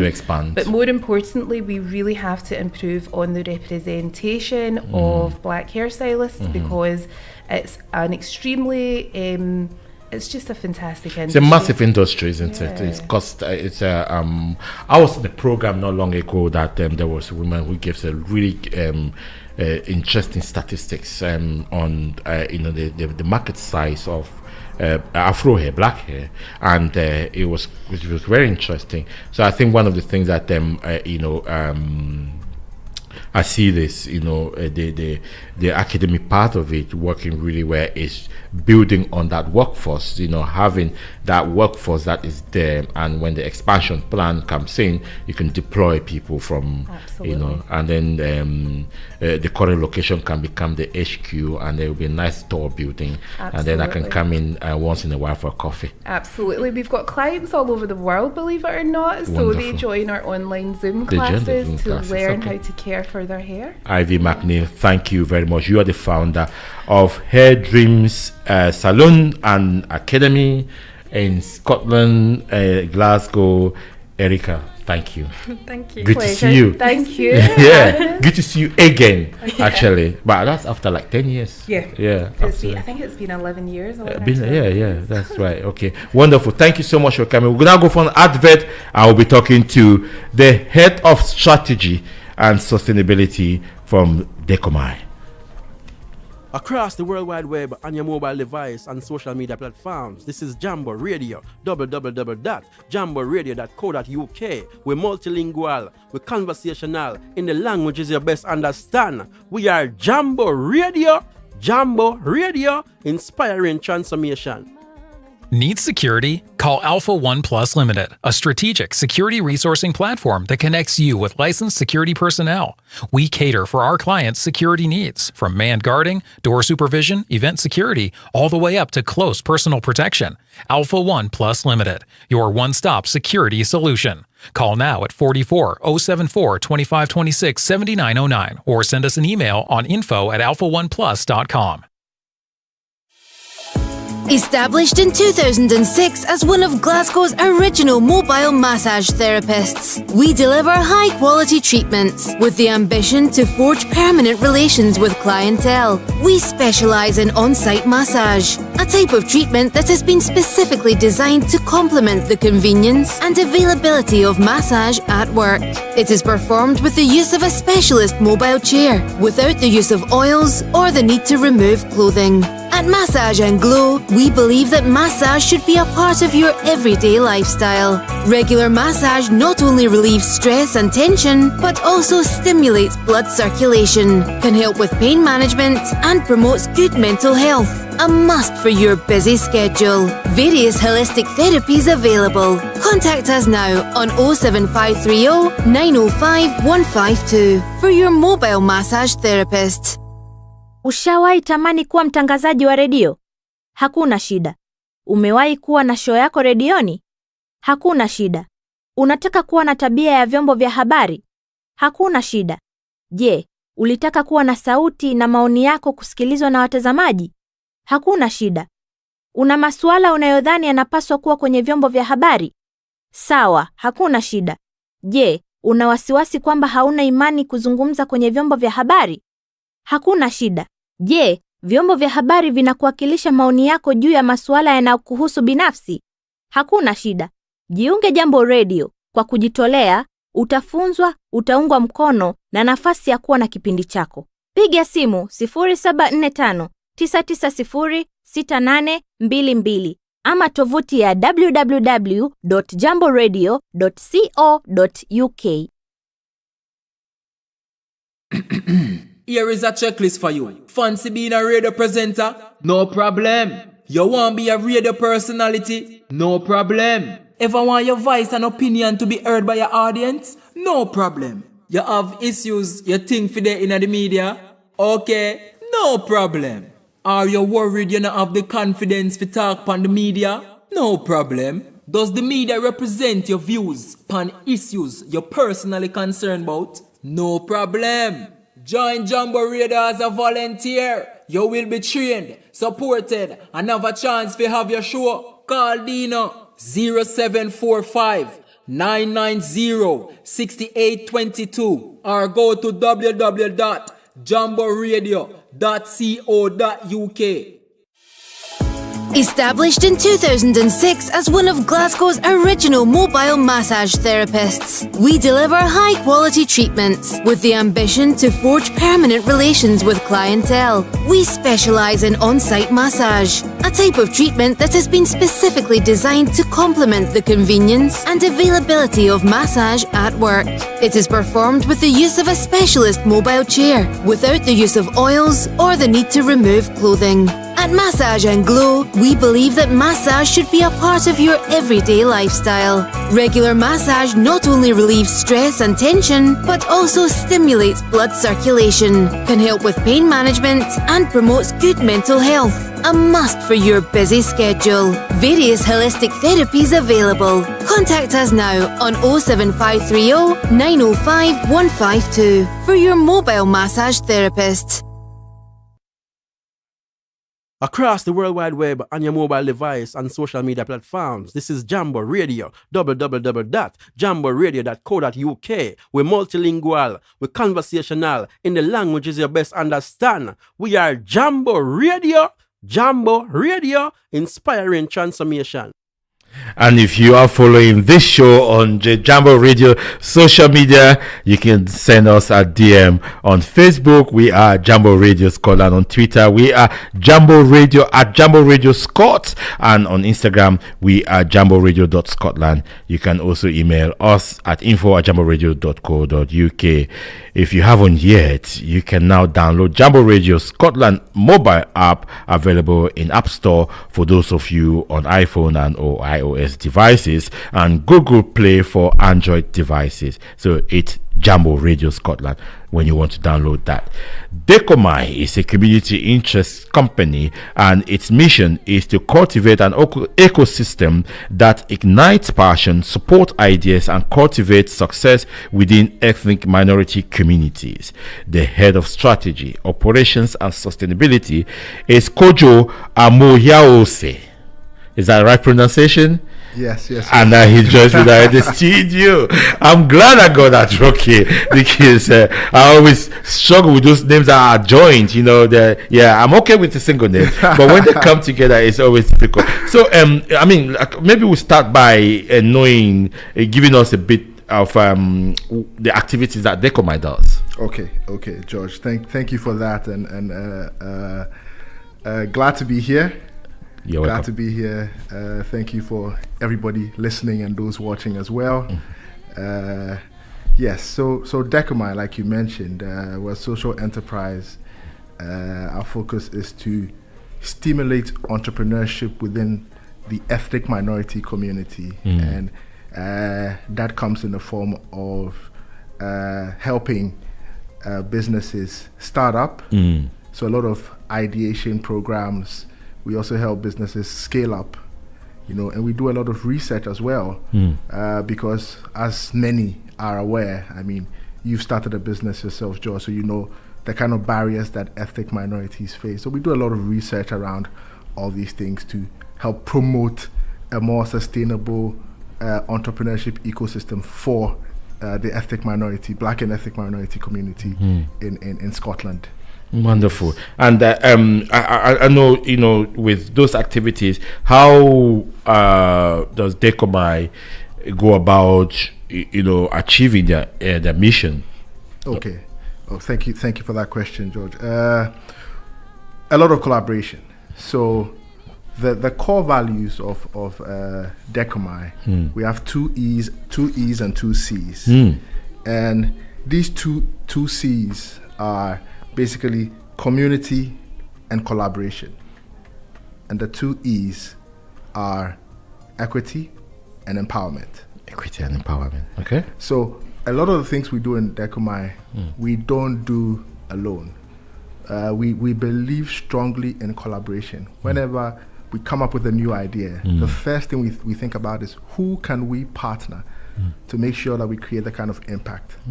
So you go on our website, you see that a lot of the things we do, there are always so many partners, so many both partners from the larger ecosystem and partnerships within the ethnic minority Black community, just to create that rapport. We see ourselves as business midwives, playing that role of connecting the larger entrepreneurship ecosystem with the ethnic minority space, and that's our uniqueness, that we're so connected with both sides, and we bring both sides together to help with the sustainability.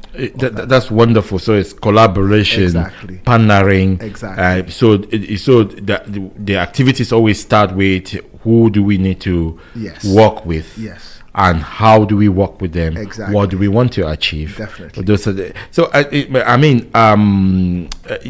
know the founder of Decomai has been on Jambo Radio before and explained what Decomai is all about. So I'll ask you, I know some of the groundbreaking work that you people are doing, and you also got, you're working on something which I think is a research which you're going to come. I don't know how much you can talk about that.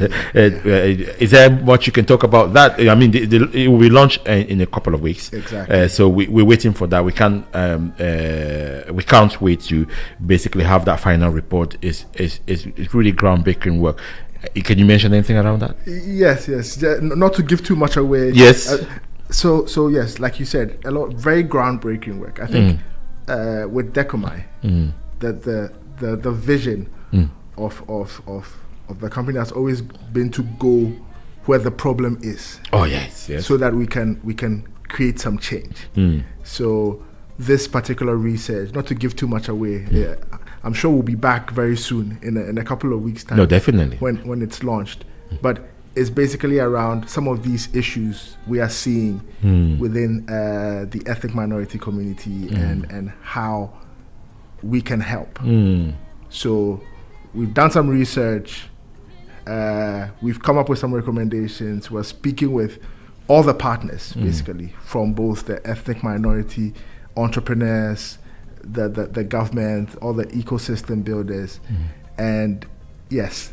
Let's keep it as a surprise. Yeah, I know. There's very little you can say about that, and I know. I was asking. When I initially sent the invitation, it was about having a discussion about what has been the findings so far, and I think it's a good opportunity for me to also say, as Jambo Radio, we did participate in part of that research, and also we encourage and we want to congratulate anyone or appreciate anyone that any entrepreneur, social enterprise entrepreneur who contributed in that, or community groups that contributed in that, because this are fact. I mean, for us as a broadcaster, we are more interested in data. Now, I'll just ask you. I mean, you are in charge of strategy, and I'm sure at Decomai, so I'm sure data is very important to you, isn't it?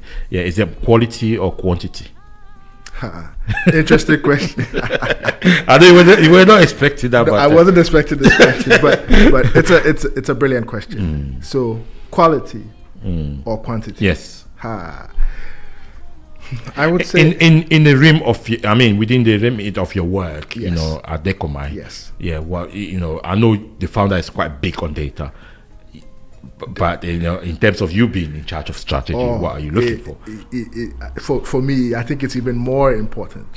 So let me just give a little background about what I do generally. So strategy, operations, sustainability.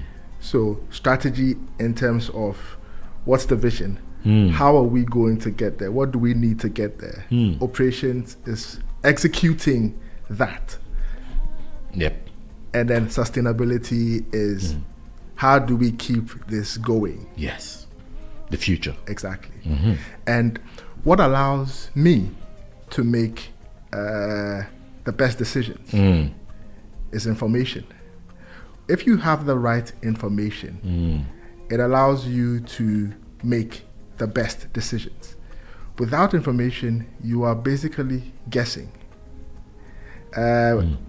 Recently, we've realized that with the onset of data analytics, a lot more information, a lot more companies are able to make a lot more sound decisions. And it's no different for a company like Decomai. And that's why we do a lot of research. You understand? A lot of research. So when we hold networking events, when we hold programs, when we hold courses, we're always collecting data so that we can make the best decisions. If you want to help someone, you want to help a community. How do you do that? How do you know that what you're offering is what the people actually need?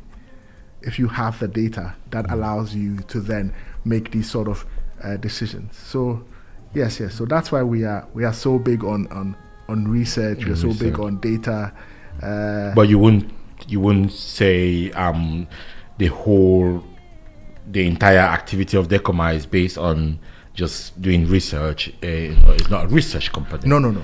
So it's not just research, but after we do that research, training. Then so you'd realize that Decomai, we develop courses. Okay.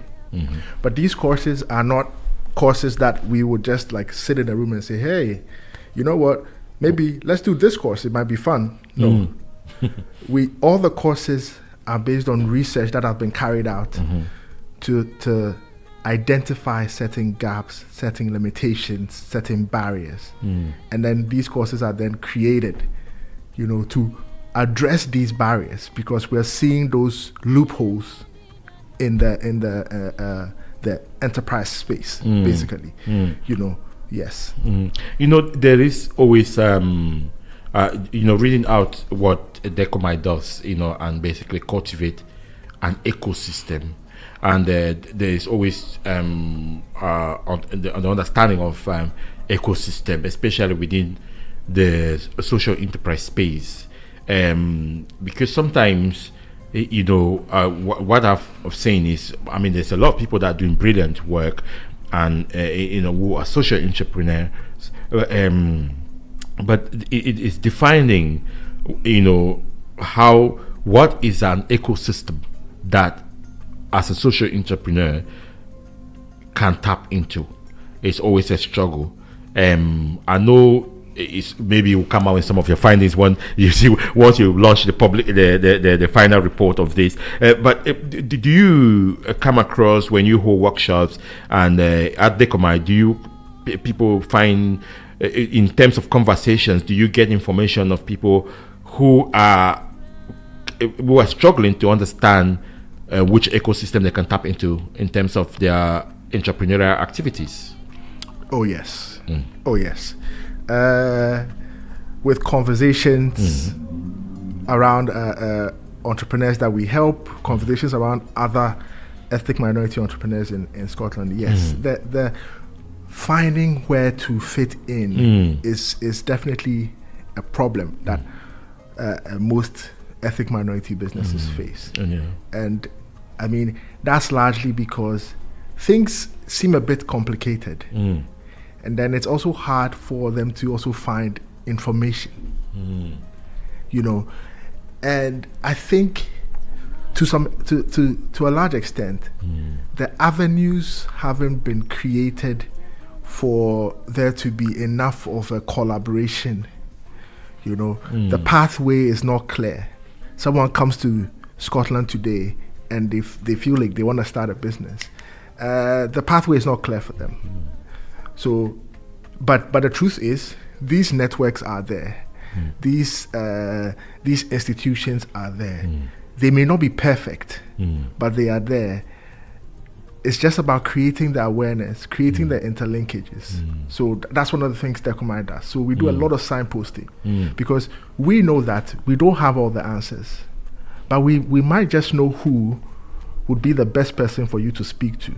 Imagine you want to create a tech business, and you need to link up with, let's say, the Glasgow tech community.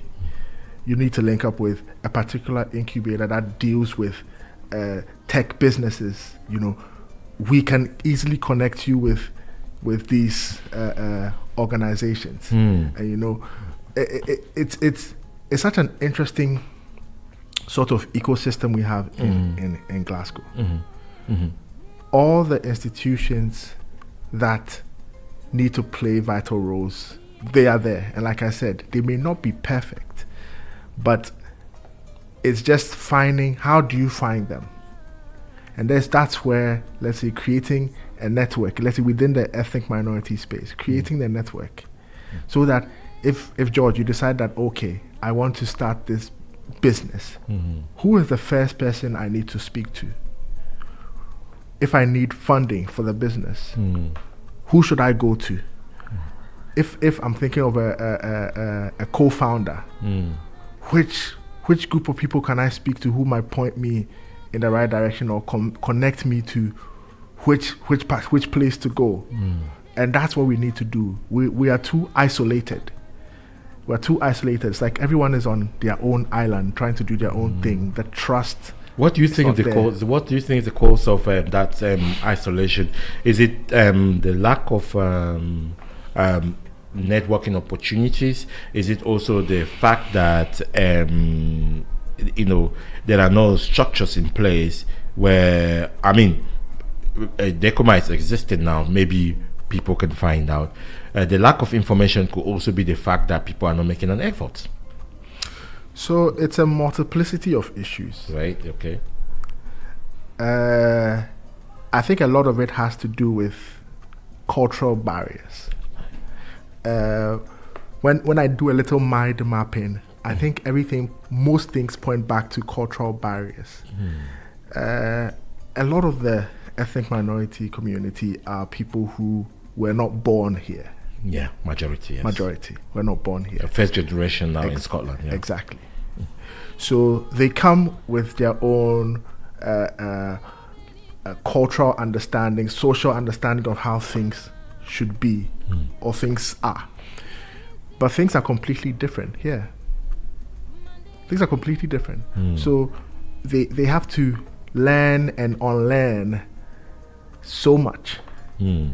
But that awareness is not there enough.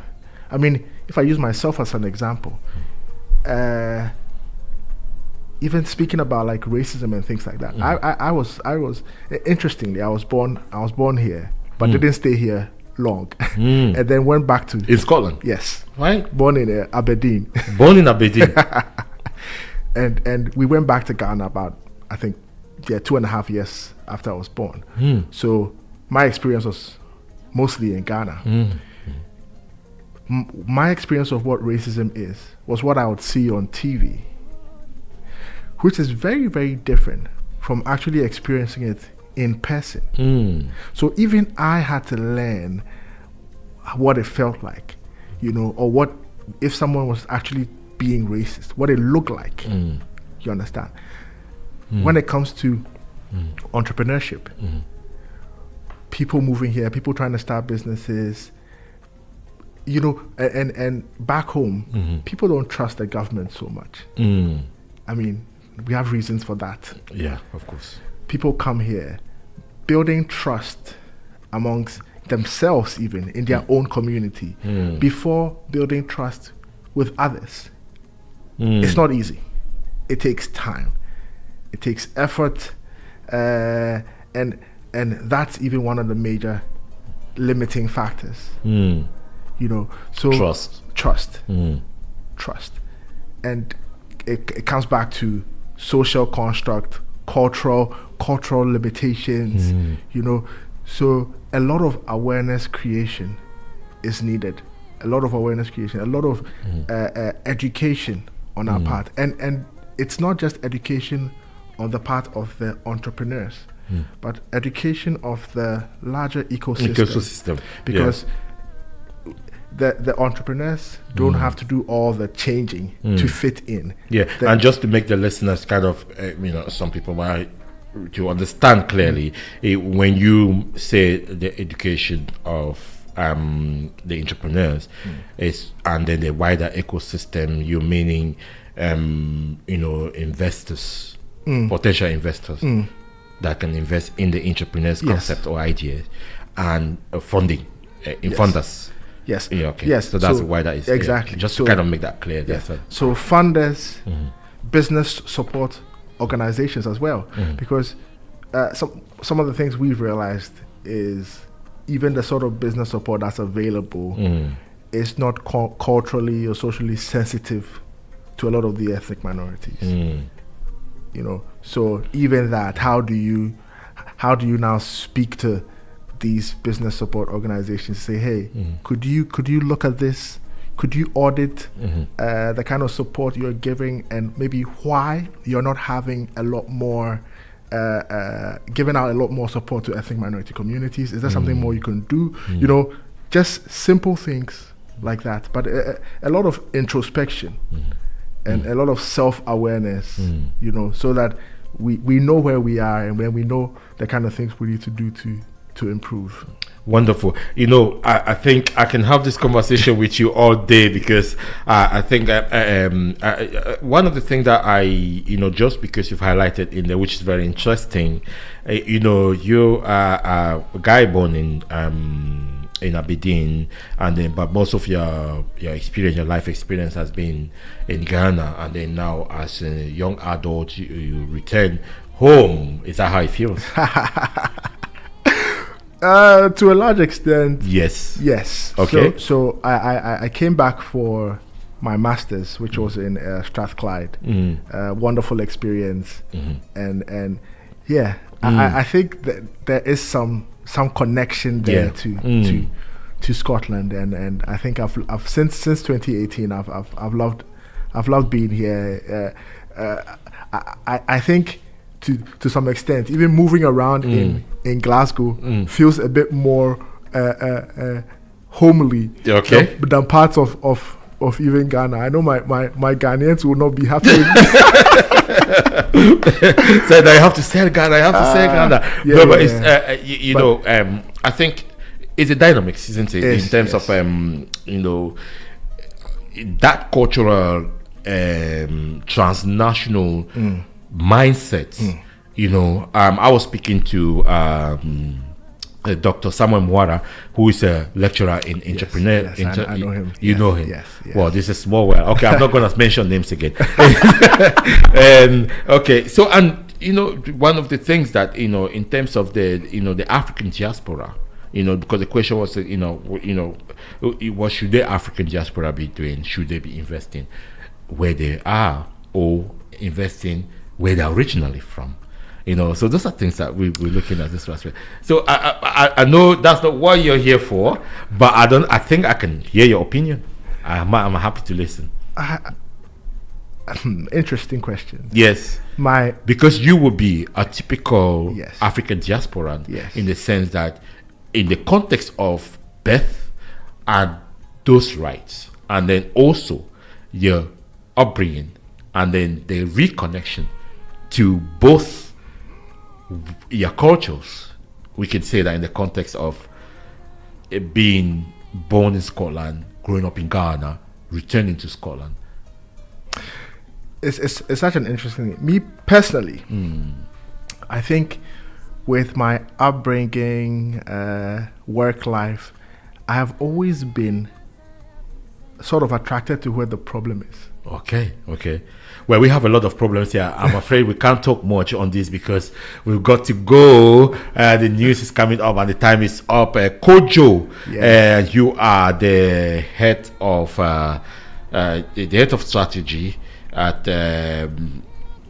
Head of Strategy, Operations and Sustainability at Decomai. And of course, we want to thank you very much. Thank you for your work there. I'm sure we'll have more opportunities to talk, definitely. And especially when the final report on the research comes out as well. Yes. That's it for this week. Hopefully next week, BB is back and then I don't have to be here.